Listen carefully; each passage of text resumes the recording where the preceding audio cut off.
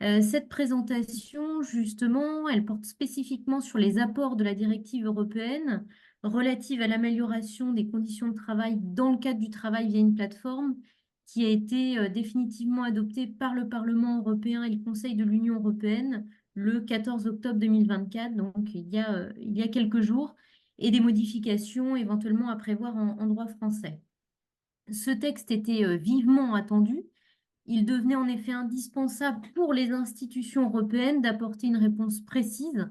Donc, face à une insécurité juridique à la fois pour les plateformes de travail numérique et les travailleurs, aux besoins de ces travailleurs en termes de conditions de travail, d'amélioration de leurs droits sociaux, et puis aussi en raison d'une internationalisation des droits sociaux, des relations de travail. Ce travail par l'intermédiaire des plateformes de travail numérique est en augmentation constante au sein de l'Union européenne. Cela a été rappelé hier par Pascal Porcher. En 2021, par exemple, plus de 28 millions de personnes dans l'Union européenne travaillaient par l'intermédiaire de ces plateformes. Et en 2025, ce nombre pourrait atteindre 43 millions. Alors, malgré sa nécessité, l'adoption de cette directive a été semée d'embûches en raison notamment de la position de la France et de son influence sur d'autres États membres de l'Union européenne. Et de nombreux députés européens et de syndicats ont même accusé la France d'avoir saboté la directive au détriment de la protection des droits sociaux. La position de la France au Conseil de l'Union européenne est regrettable, mais absolument sans surprise quand on regarde la législation applicable actuellement en France et la volonté du gouvernement de protéger les intérêts des plateformes. La directive étant désormais adoptée, la question se pose de sa transposition en droit français. Il convient de préciser, avant toute chose, que cette directive a vocation à s'appliquer aussi aux plateformes de micro-travail, puisque son champ d'application est très large. Elle vise en effet, je cite, toutes les plateformes de travail numérique organisant le travail via une plateforme exécutée dans l'Union, quel que soit leur lieu d'établissement et quel que soit le droit applicable. La plateforme désigne quant à elle une personne physique ou morale qui fournit un service, lequel doit satisfaire à 4 exigences. Le service doit par exemple être fourni au moins en partie à distance par des moyens électroniques tels qu'un site web ou une application mobile. Au-delà de son champ d'application, ce qui est intéressant en analysant cette directive, c'est qu'elle a maintenu les 2 grandes lignes directrices qui étaient déjà présentes dans la proposition établie par la Commission européenne en 2021. Donc, d'une part, le bénéfice de droits sociaux aux travailleurs de plateforme par la technique de la présomption de salariat. Ce premier axe révèle la dichotomie traditionnelle entre le travail subordonné, le travailleur subordonné et le travailleur indépendant. D'autre part, donc deuxième ligne directrice, donc l'extension de droits en matière de gestion algorithmique à toutes les personnes exécutant un travail via une plateforme numérique, qu'ils soient donc salariés ou indépendants, peu importe le statut. Ce deuxième axe, qui est axé sur la personne du travailleur, est très intéressant et novateur au sein de l'Union européenne. Et ici, le droit de l'Union s'inscrit dans le sillage des travaux de l'OIT, qui envisage une protection universelle pour tous les travailleurs de plateforme. Mon intervention sera donc structurée autour de ces 2 axes et j'aborderai de manière transversale la potentielle transposition de cette directive en droit français. Alors pour commencer, des droits renforcés pour les travailleurs de plateforme véritablement salariés. La directive européenne a fixé un objectif général, celui d'améliorer les conditions de travail des travailleurs de plateforme. Plus précisément, l'objectif, c'est de protéger les victimes d'une erreur de qualification de leur statut professionnel en tenant compte des faits relatifs à l'exécution du travail. Et la solution pour parvenir à une amélioration des conditions de travail résiderait, selon la directive, dans la détermination correcte du statut professionnel des travailleurs de plateforme par les États membres. Cette détermination correcte du statut professionnel s'obtient alors par la mise en œuvre d'une présomption réfragable de salariat qui est complétée par un renversement de la charge de la preuve.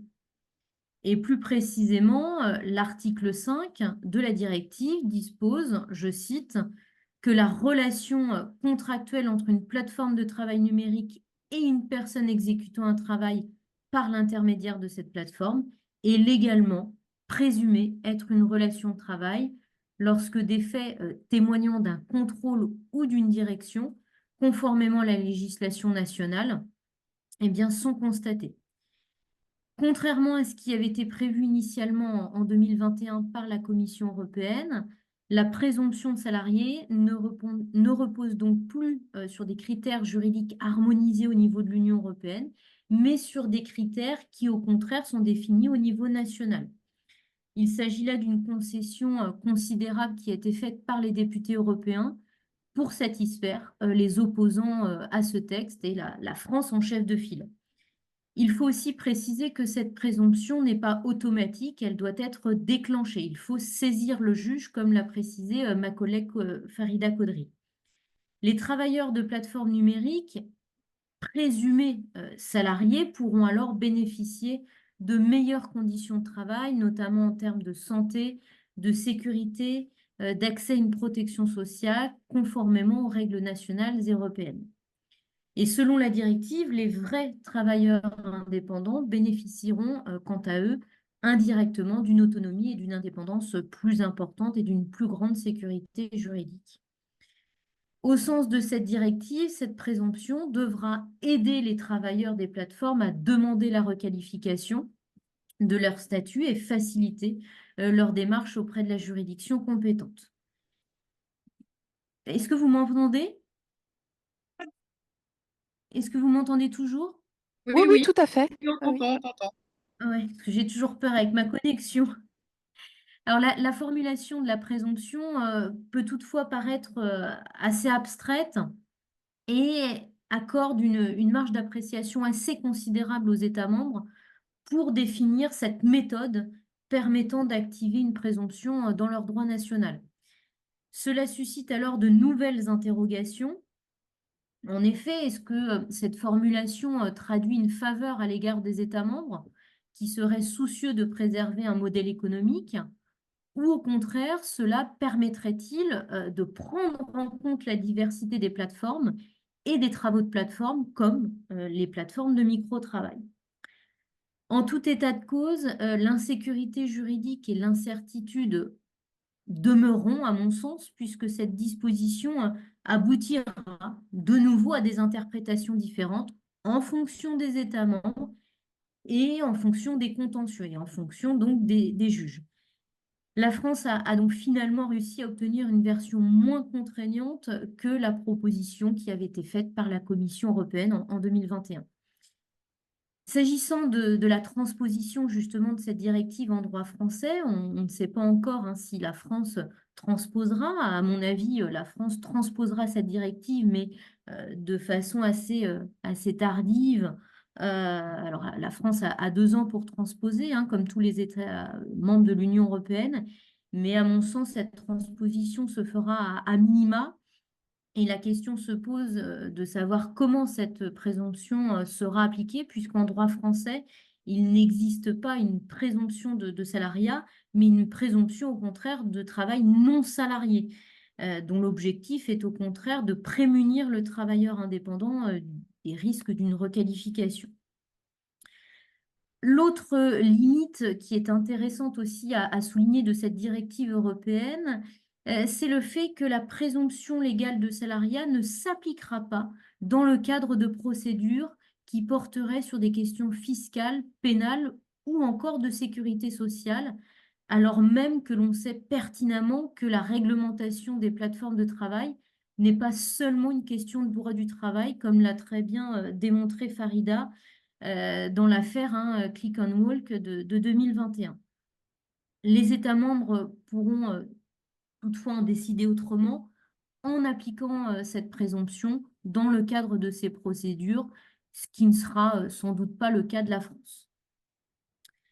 En dépit de cette concession, selon les défenseurs des droits des travailleurs de plateforme, cette directive demeure une avancée considérable en termes de charge de la preuve. En effet, désormais, dans le cadre d'une procédure judiciaire ou administrative, il reviendra à la plateforme de renverser la présomption en apportant la preuve que la relation contractuelle n'est pas de fait une relation de travail au sens du droit national. La plateforme pourra ainsi invoquer des éléments tels que l'absence de pouvoir de direction, la liberté de choisir des horaires de travail ou des périodes d'absence, ou encore la faculté de refuser des missions.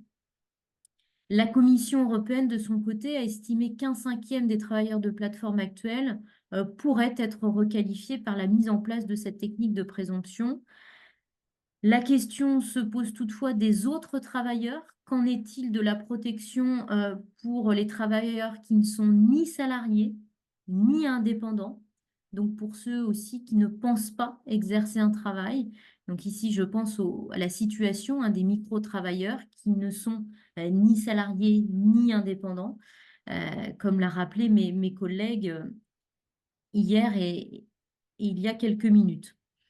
Ainsi, tout l'intérêt de la directive européenne, c'est de prévoir de manière inédite des droits spécifiques pour les personnes qui exécutent un travail via une plateforme. Et cette prise en compte de la personne permet, justement, dans le cadre du travail de plateforme, d'accéder à un socle de droits minimaux et donc une protection supplémentaire indépendamment du statut. Ce qui nous amène à notre seconde partie consacrée aux droits spécifiques pour les personnes qui exécutent un travail via une plateforme. Alors, les définitions posées à l'article 2 de la directive européenne sont importantes pour comprendre justement l'intérêt de ce texte et l'orientation du droit de l'Union européenne et les perspectives qu'offre le droit européen. L'article 2 de la directive distingue en effet la personne qui exécute un travail de plateforme du travailleur de plateforme. S'agissant de la première notion, donc la personne qui exécute un travail de plateforme, vise tout individu qui exécute un travail via une plateforme, indépendamment de la qualification contractuelle.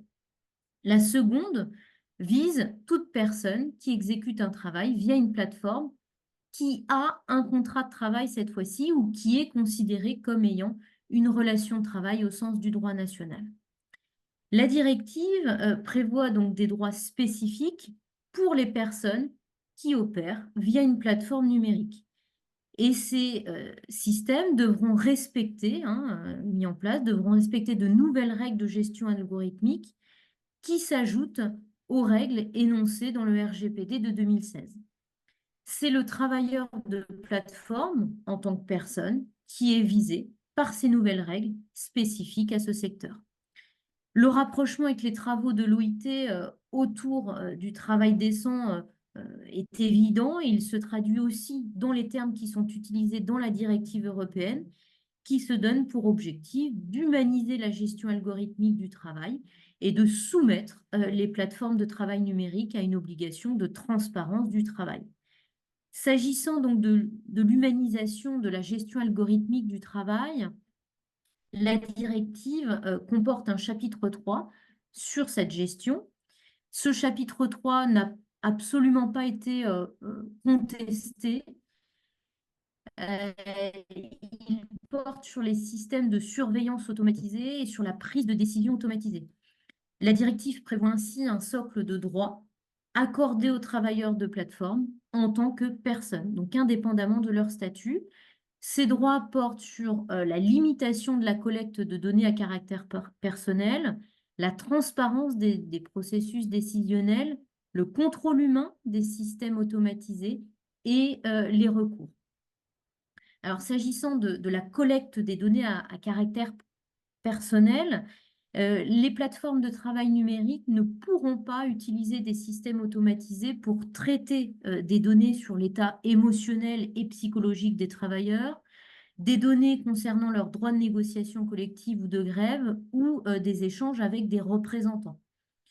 Les plateformes numériques seront aussi soumises à une obligation d'information tant à l'égard des travailleurs salariés de plateforme que des travailleurs véritablement indépendants concernant l'utilisation et les caractéristiques des systèmes de surveillance automatisés, y compris leurs conditions de travail. Les plateformes devront, par exemple, diffuser les types d'actions surveillées, les finalités de la surveillance et les destinataires de ces informations. S'agissant du contrôle humain, la directive prévoit que les États membres devront veiller à ce que les plateformes de travail numérique contrôlent et évaluent régulièrement, avec la participation des représentants des travailleurs, l'incidence des décisions individuelles prises ou appuyées par les systèmes de surveillance ou de prise de décision automatisée sur les personnes qui exécutent un travail via une plateforme.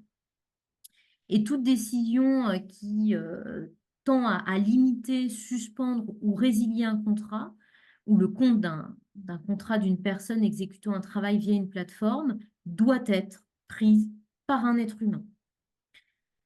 Si le travailleur n'est pas satisfait des explications écrites de la plateforme ou s'il estime que ses droits ont été bafoués par cette décision, il dispose, par le biais de cette directive, d'un droit au réexamen de cette décision par la plateforme de travail numérique. Et celle-ci dispose d'un délai maximal de 2 semaines à compter de la réception de la demande pour apporter une réponse motivée. D'autres droits sont réservés uniquement aux travailleurs de plateforme, donc aux travailleurs qui sont liés à la plateforme par un contrat de travail. Ainsi, en matière de santé et de sécurité au travail, les plateformes sont tenues, pour les seuls travailleurs salariés, d'évaluer les risques, notamment en termes d'accidents du travail, d'accidents psychosociaux et ergonomiques que représentent les systèmes de surveillance et de prise de décision automatisés.